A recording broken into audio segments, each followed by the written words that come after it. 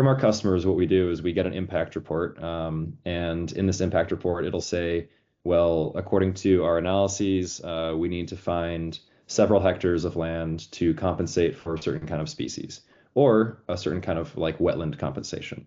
Um, Through that, what we do essentially is model the species in the area. So we do something called species distribution modeling that Greta is an expert on. And from that, we take a bunch of occurrences of the species and parameterize that and cross it with other kinds of data, such as climate data, and then understand what are the suitable areas for that species to live in. From there, we go on and filter out according to other parameters that are given to us by our clients. Say, for example, we were talking about land use, if they can't have agricultural areas because the Chamber of Agriculture in the area says, no, no, we're not doing this kind of projects with you guys, then we can filter that out. From there, we get like a clump of areas that should be suitable for the species.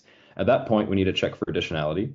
And so what we do is we run it through something called our habitat module that comes up with a score of essentially how degraded the land is. And what we do is we look at each patch of land, each parcel, and understand what kind of ecosystem it is roughly, and then apply kind of a basket of metrics approach to it. So for example, for a wetland ecosystem, we use something called NDVI regularity. If it's a forested ecosystem, we can really think about using something called Rouse diversity index.